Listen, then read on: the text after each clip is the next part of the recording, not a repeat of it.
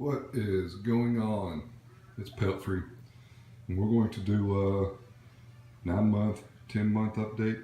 I'm not sure, but we're going to go through the tank completely. And as you can see, I got a lot of new things here, and quite a bit has changed, and quite a bit is going to change. And I know that everybody says leave it alone, quit changing things, but that is just the nature of the beast. So I'm sure what's standing out the most here is probably this return pump, and this is the Neptune COR20 return pump. So a while back I signed up to be part of the Neptune System Insiders, which basically means that if you're chosen, you get to test out products for them and basically report back. So unfortunately, with that said, I will give as much information about this pump as I can, but it's pretty, it's being held pretty tight right now, and I'm fine with that. So I am going to hook it up to the system, and we'll see how that goes. Next up, I do have another Sun Blaster fixture here, and this does have another Blue Plus ATI bulb in it, so I am going to be adding that to the system. And then last here we have some filter sock containers. These basically go in the place of the filter socks on the Red Sea Reefer. They're made very well. They did come from Australia, and you can check them out on anything acrylic on Facebook. So they shipped them out on a Monday, and it took just about a week for me to receive them. And you can see here I just left the cover there on the acrylic. So, but these things are very, very well made. So there's a reason that I have these containers and the pump, and that is basically because I am going to reconfigure the return and do away with the reactor, only because I have pond matrix in there, and I'm going to simply put the pond matrix in these two canisters right here. I don't have any reason to run any type of mechanical filtration at this point, but I could just put a piece of floss on top of these with no issues. So we'll go over to the tank. I'll show you the controller that came with this. It does have a power supply, and it's a very nice pump, and unfortunately don't know really that much about it at this point. I know that I just have it in my hands and need to get some fittings and throw it on the system. So we're at the tank now. Obviously, that was a pretty dumb statement. Anyway, you can see that the Neptune AFS is back on the system, and really beside myself whether or not I like that or not. I put it up there yesterday. The cable is going to get hidden, but for now that's just kind of where it's at. I did order some more 80/20, so my plan is to have Blue Plus Kessils and a Blue Plus, the other fixture that I have directly in front of it with the Kessils in the middle. So in order to make that happen, I needed a couple more pieces of 80/20 and some fittings. No big deal. So the only thing that sucks is there is a lead time on the black 80/20, so I just have to wait for that to come in before I put the other T5 on the system. Now, the reason that I have the auto feeder on there is because this is my second week that I've gone without a water change. I'm pretty religious when it comes to water changes by doing 5 gallons every week, but now that I've been testing my water, I decided that it was time to start feeding more. And I was feeding a good amount in the evenings, but I'm going to rely on the AFS to feed at noon and then 4 p.m. and then I will take care of the evening feedings.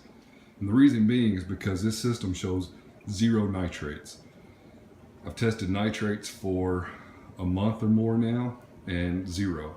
The phosphates have come up, though let me rephrase that, they've gone up and down over the course of my testing. They started at 0.08, which somebody did mention to me that was I guess in the higher range as far as phosphates are concerned, so I do appreciate that. I was under the impression that was a acceptable range and or low. So needless to say, they stayed at 0.08, 0.09 for a while. I tested this morning and I'm at 0.01. And I have no clue why, because I have not done a water change.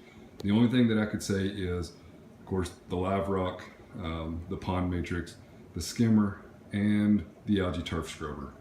So I'm going to try to step up my feedings, and if that doesn't work, then I'm going to have to look at option number 2, which I'm not really sure what that is.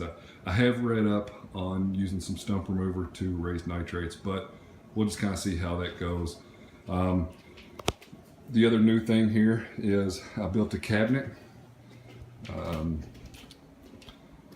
The cabinet that I was using worked, but I really needed something different.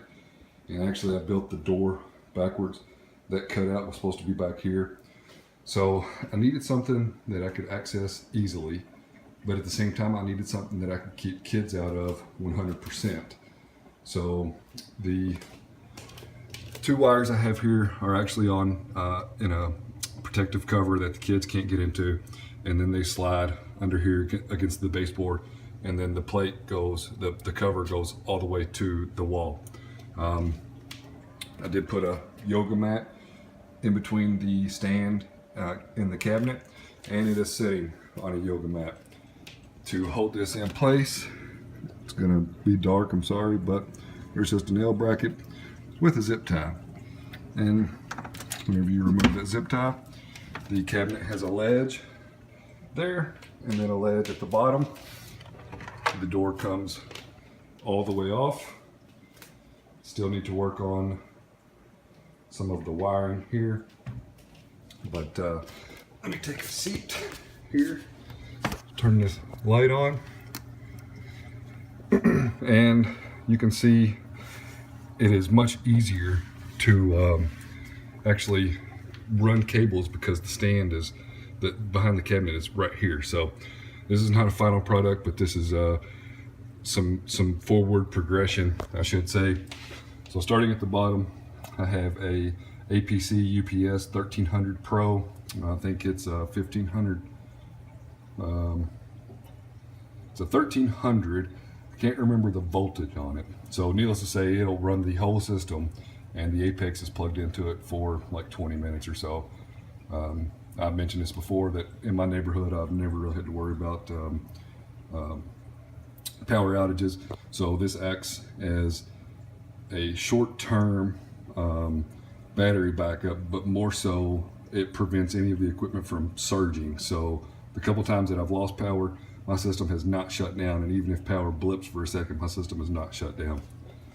So over in this mess, I got the Varios controller, which will be coming out, the EB8, and I'm going to add either another EB8 or EB4 to the system.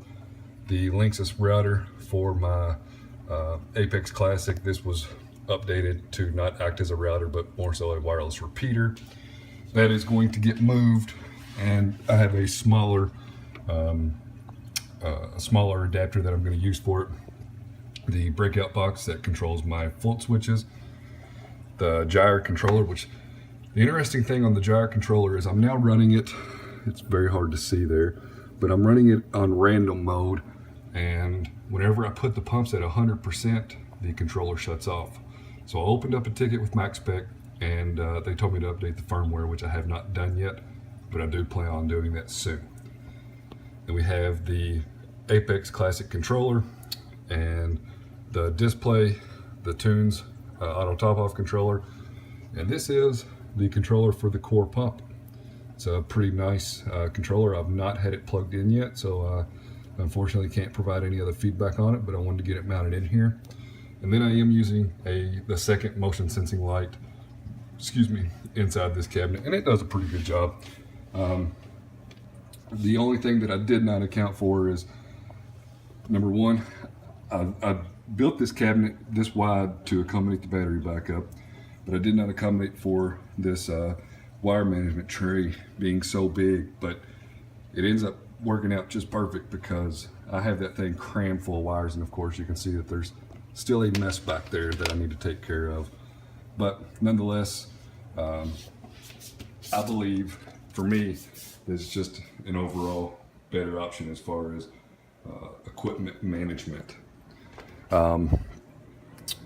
In the tank, there's been a bunch of changes, and I should rephrase that by saying coral additions. So I've just recently found out about a company called AquaSD, and I started bidding on corals on eBay. They start their auctions off at like 99 cents, and you know, the sky's the limit. So it's $40 to ship. So if you win one coral for $1, you're still going to pay $40 to ship. I end up winning like 4 or 5 coral auctions right in a row at the beginning of the or at the end of the auctions, and then I'd actually bid on a coral, and it ended like 45 minutes later. I thought for sure I would get outbid on it, but I didn't. So needless to say, I got multiple pieces, but I went ahead and picked up a couple pieces off their website since I'd already paid for shipping. And then they had another sale on Reef to Reef, so I picked up some more frags for like $5 a frag. So I ended up getting 15 total frags. I paid for, I think it was 12 or 13. I got 2 or 3 free. So I ended up buying the bird's nest colony from their website, and of course it is a little white now, but it's a green colony, and I really want to keep bird's nests in here, so I decided I would go with the colony and see how that worked out. And the colony was not that expensive, but I really hope that I can get that to survive. Of course, the green stylo's been in there for a little bit, and it is encrusting. It's a Halloween crab that I picked up a while back, and it's been a very interesting creature. I really like it. A purple stylo. I really hope this thing takes off. An acro. I probably have no business having an acro in this tank, but it was like $4 for that acro, and of course it shows no color at the moment. And as always, guys, I'm always reaching out for suggestions. So if the placement here is wrong, then please let me know. But the corals there should get good flow, and they're in the medium part of the tank, or the middle part of the tank, I should say. Then at the top of this rock structure is another acro. Once again, I probably have no business having acros in this tank, but it was another $4 or $5 frag, so I went ahead and picked it up. This orange, I believe you call them dendro. I picked it up off the website, so it's 2 heads with a little baby, and it's not looking very open at the moment, but it has done very well. Then a couple miscellaneous frags here. There's some acans, and I don't know what the rest of these are, to be honest with you. They were really cheap. They looked really cool, so I went ahead and got them. These have been in the tank for quite some time, but really hope the little dendro makes it, because it's a pretty cool coral. And as far as the rest of these, they all look pretty good, and of course they're just relaxing on the sand bed at the moment.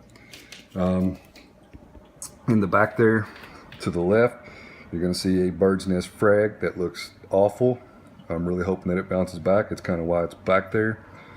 And then there are 3 Ganipora, hopefully I said that word correctly, frags. I got 2 green ones and then a red one. And the one in the back is actually looking pretty well, and they're stretching. So I don't know if placement on those is correct. So I'm kind of relying on the power of YouTube to say, hey, you need to move that to X location inside of your tank, and I will do that. But I had them on the sand bed, and I moved them up here to get them a little bit closer to the light. And at this point, whenever the T5 comes on, they do get hit with the T5. And then I will say that they're probably at the wider spectrum of the Kessils. So that's the new coral that I picked up. There's the acans that are back here, the Recordia, the Scully, and some hammers that have been back here for a while. I did notice, you can see there on the bottom of that Euphyllia rock there's some bubble algae, and I just noticed today that there's some bubble algae on my gyre pump, so I need to pull those out and get the bubble algae out of the tank. But AquaSD, it was they communicated. I mean, it was wild, because like I said, I was bidding on eBay, and then since I paid for shipping already, I said, well, I'm just going to grab some off the website, and then I just happened to be on Reef to Reef, and they had another sale, so why not? But overall, the experience was and has been great. Their communication was excellent, and I got a free T-shirt out of the deal. So let's move down here to the sump area. This is the filter sock component that I was talking about earlier. It will sit inside the sump here. So my objective is to clean up this mess here, and the manifold and all the blue plumbing will come out whenever the core goes into the tank. You can see how yellow everything is inside of this reactor there. So my plan is to pull the pond matrix out of this reactor, throw it in these containers, and put it here. And then of course you can see in the drain section there, I do have some pond matrix as well. The skimmer has been doing well. You can see it's kind of a wet skim at this point. And I've reduced the lights on the algae scrubber to one light, because I really feel like I'm not helping the situation at all as far as nitrates and phosphates are concerned in this tank with running 2 lights on the ATS. And I might actually start running it on a schedule so that I can raise some of the nutrients in the tank. For now, I'm going to continue to test and watch the corals and try to make some adjustments as I need. I have been dosing some aqua vitro fuel into the tank, just like a half of the inner cap full 2 times a week. So I am I'm trying to do what I can to grow happy, healthy corals. This is new. Picked this up on Reef Central. A guy was selling it used. Unfortunately, I don't know if I'm going to get it to work with my system because of my auto top-off container. But as soon as the reactor's gone, I'm going to move it down and try to get my probes inside of here. There's no way I'm going to get the heater probe in here, but I might be able to squeeze the pH probe in here and still keep it wet. Otherwise, I may have to put it on this side of the glass.